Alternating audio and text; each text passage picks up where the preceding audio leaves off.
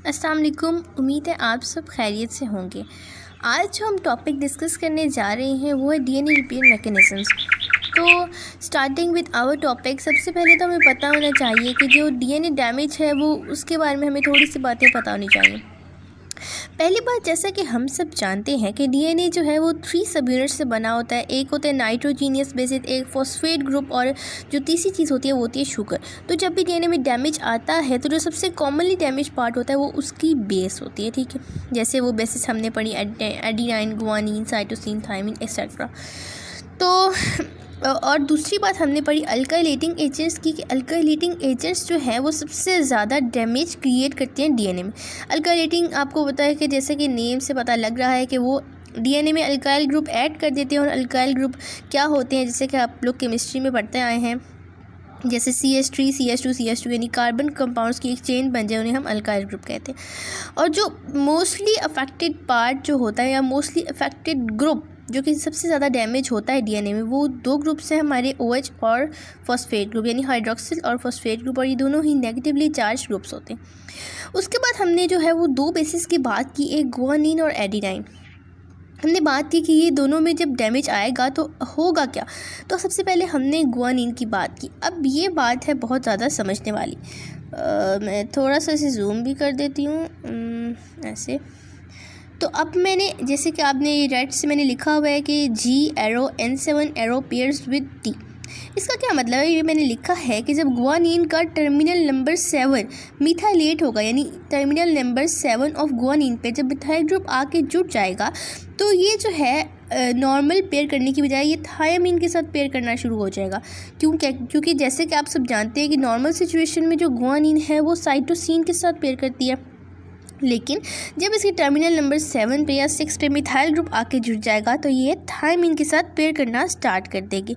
जैसे कि ये मैंने जो सेकंड नंबर पे 2 डीएनए स्ट्रैंड्स बनाए, मैंने लिखा GO6, यानी ये मिथाइलेटेड या म्यूटेटेड गुआनिन है, और इसके सामने साइटोसिन की जगह थायमिन आके जुड़ रहा है। और फिर डायग्राम नंबर जो डीएनए स्ट्रैंड्स एट पॉइंट मैंने 3rd और 4th पॉइंट पर बनाए हैं, वो क्या है कि जब ये म्यूटेटेड गुआनिन के साथ थायमिन आके जुड़ गया, अब इसकी रेप्लिकेशन होगी। रेप्लिकेशन कैसे होगी कि ये दोनों स्ट्रैंड सेपरेट होंगे, GO6 एक तरफ और T एक तरफ हो जाएगा। और फिर GO6 जब रेप्लिकेट करेगा तो उसके सामने दोबारा T आके जुड़ जाएगा, और जो T जो अलग हुआ है डायग्राम नंबर 4 पे, वो जब रेप्लिकेट करेगा तो उसके सामने भी आकर एडेनाइन जुड़ जाएगा।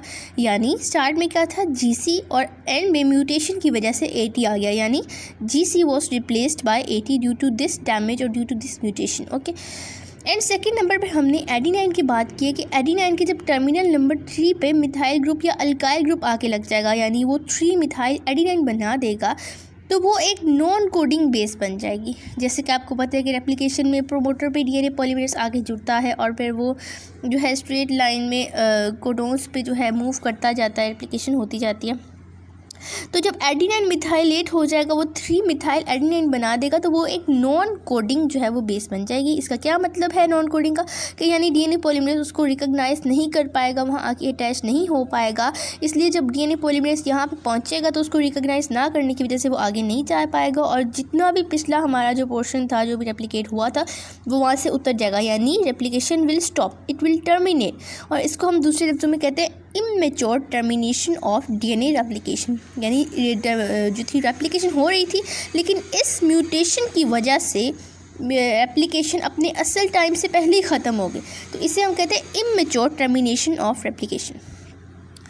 आगे मैंने ये एक एंजाइम का नाम लिखा हुआ है इथाइल मिनेट सल्फोनेट। ये वो एंजाइम है जो कि गुआनिन की मिथाइलेशन में हेल्प करता है। ओके।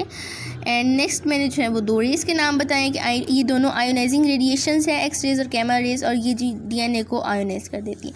तो ये हमने ब्रीफ सा व्यू लिया डीएनए डैमेज का। अब आगे जो है वो हम मेथड्स पढ़ेंगे डीएनए रिपेयर के। जो पहला मेथड है हमारा डीएनए रिपेयर का, वो है डायरेक्टली अनडूइंग द डैमेज, यानी डायरेक्टली जो भी डैमेज है उसको हम ट्रू आउट कर दें, उसको हम ठीक कर दें। तो ये जो था मेथड, ये सबसे पहले हमें दिया था एल्बर्ट कैंडलर ने, और इसमें बेसिकली जो प्रोसेस इन्वॉल्व है उसे हम कहते हैं फोटो रीएक्टिवेशन रिएक्शन। और ये बहुत ही सिंपल प्रोसेस है। इसमें जो एंजाइम इन्वॉल्व है वो है हमारा फोटोलाइज।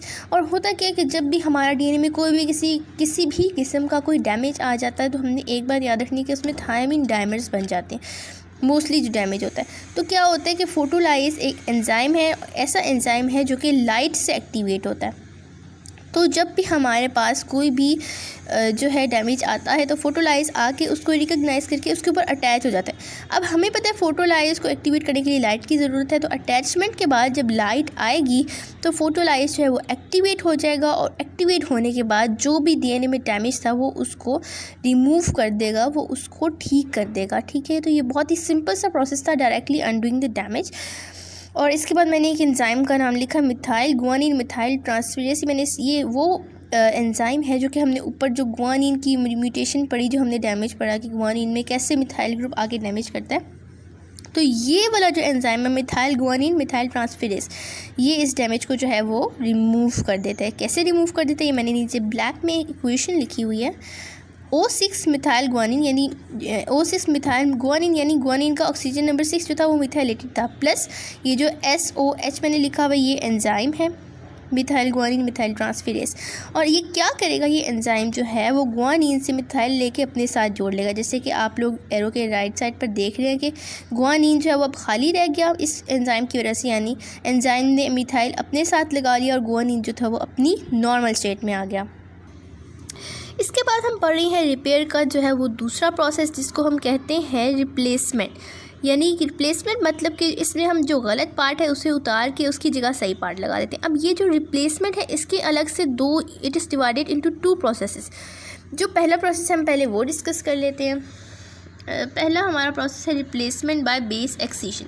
इसमें होता क्या है कि इसमें अब 2 डीएनए स्ट्रैंड्स हैं, अब उनमें कोई भी एक डैमेज आया तो सबसे पहले एक एंजाइम आएगा जिसे हम कहते हैं डीएनए ग्लाइकोसाइलेज। डीएनए ग्लाइकोसाइलेज आके जो भी हमारा जो है जिस जगह भी डैमेज आया उसको रिमूव कर देगा, यानी जो भी बेसिस गलत आके लगे हैं या न्यूक्लियोटाइड्स गलत आके लगे हैं उसे रिमूव आउट कर देगा। ठीक है, अब रिमूव होने के बाद जो हमारा नंबर 2 पे जो एंजाइम आएगा वो है APA न्यूक्लियस। APA न्यूक्लियस आके अब जहाँ से जो है वो गलत न्यूक्लियोटाइड्स रिमूव हुए हैं वहाँ पे एक निक क्रिएट कर देगा, यानी वहाँ पे आके एक हल्का सा कट लगाएगा। फिर थर्ड नंबर पे हमारा एंजाइम आएगा फॉस्फोडाइस्टरेज। फॉस्फोडाइस्टरेज आके उस कट पे लगेगा और उस कट की जगह उसको कट को और रिमूव करेगा, यानी वहाँ पे एक गैप क्रिएट कर देगा। ये गैप मैंने पर्पल हाईलाइटर से शो किया हुआ है। और फिर हमारे 4th नंबर पे डीएनए पॉलीमरेज आएगा। अब डीएनए पॉलीमरेज आकर जो गैप क्रिएट हुआ था उसके 5 एंड पे लग जाएगा और 5 to 3 डायरेक्शन में हमारी रेप्लिकेशन जो है या पे सही वाली जो है वो स्टार्ट कर देगा, कॉम्प्लीमेंट्री बेसिस जो है वो लगाने शुरू कर देगा। और 5th पॉइंट पे जो लाइगेज आकर जो ख़राब न्यूक्लियोटाइड्स की जगह सही न्यूक्लियोटाइड्स लगाई हैं पॉलीमरेज ने, उनको आकर डीएनए स्ट्रैंड के साथ अटैच कर देगा। लाइगेज का काम जस्ट एक ग्लू की तरह होता है। ठीक है, तो इस तरीके से हमारी हुई रिप्लेसमेंट बाय बेस एक्सीशन, यानी डिफरेंट एंजाइम्स को यूज़ करते हुए ख़राब बेस जो थी वो रिमूव आउट हुई और फिर पॉलीमरेज ने आकर उसकी जगह सही वाली बेस लगा दी। उसके बाद हमारा जो अगला इसकी दूसरी टाइप है वो है रिप्लेसमेंट बाय न्यूक्लियोटाइड एक्सीशन। इसमें ये हमारा प्रोसेस तब यूज़ होता है जब हमारे डीएनए में बहुत कोई बड़ा डैमेज आ जाए। जो मैंने डीएनए स्ट्रैंड में एक पहाड़ से बनाए हुए हैं, निक सा बनाया हुआ है, वो क्या है, दरअसल वो इस बात को शो करे कि डीएनए में बहुत ज़्यादा डैमेज है। तो इस वाले प्रोसेस में क्या होता है, इस वाले प्रोसेस में सबसे पहले हमारा एंजाइम आता है जिसे हम कहते हैं UVR ABC न्यूक्लियस। इसे ये नाम इसीलिए दिया जाता है क्योंकि एक ABC न्यूक्लियस एक एंजाइम है, इसका जो प्रोडक्ट बनता है उसे हम कहते हैं UVR ABC न्यूक्लियस, इसलिए इसमें ABC का भी नाम आ रहा है। तो सबसे पहले ये वाला जो एंजाइम है ये आकर बल्कि डैमेज को जो है रिकग्नाइज़ करके वहाँ पर आकर अटैच होता है और सेम जैसे पिछले प्रोसेस में हुआ था वहाँ पर आके ये अटैच होकर डैमेज जो बेसिस थी या न्यूक्लियोटाइड्स थी उन सारे पार्ट को रिमूव कर देता है, as shown in the figure 2। ठीक है, जिसमें हमारा डैमेज जो पार्ट है उसकी जगह खाली जगह है। ठीक है, अब जब खाली जगह होगी अब क्या होगा कि प्राइम एंड्स क्रिएट हो गए 5 और 3, तो अब डीएनए पॉलीमरेज आएगा और वो खाली जो उसकी जो भी डीएनए स्ट्रैंड जहाँ से रिमूव आउट हो गया वहाँ पर आके अटैच होकर कॉम्प्लीमेंट्री सही वाले बेसिस जो है वो अटैच करना शुरू कर देगा। जैसे डायग्राम नंबर 3 में आप देख रहे हैं मैंने डॉट डॉट लगाए हुए हैं, इस पॉइंट पे डीएनए पॉलीमरेज आके जुड़ चुका है और कॉम्प्लीमेंट्री बेसिस लग रहे हैं, यानी रेप्लिकेशन हो रही है। और फिर एट लास्ट लाइगेज आएगा और जो भी हमारा न्यू जो है वो सही वाले न्यूक्लियोटाइड्स आके जुड़े हैं उनको बाकी स्ट्रैंड के साथ अटैच कर देगा। This was all about the DNA repair mechanism. And एक और बात आपने इसमें इंपॉर्टेंट याद रखनी है कि ये मैकेनिज्म जो हमने पढ़ा है वो जस्ट इन बैक्टीरिया है। जो हमने पिछला मैकेनिज्म पढ़ा था replacement by base excision, it was just in bacteria, ये सिर्फ छोटे ऑर्गेनिज्म में होती है, बड़े में नहीं। लेकिन ये जो हम प्रोसेस पढ़ रहे हैं न्यूक्लियोटाइड एक्सिशन, ये वाला जो होता है ये prokaryotes as well as eukaryotes में भी होता है। Okay, thank you so much, I hope you understand.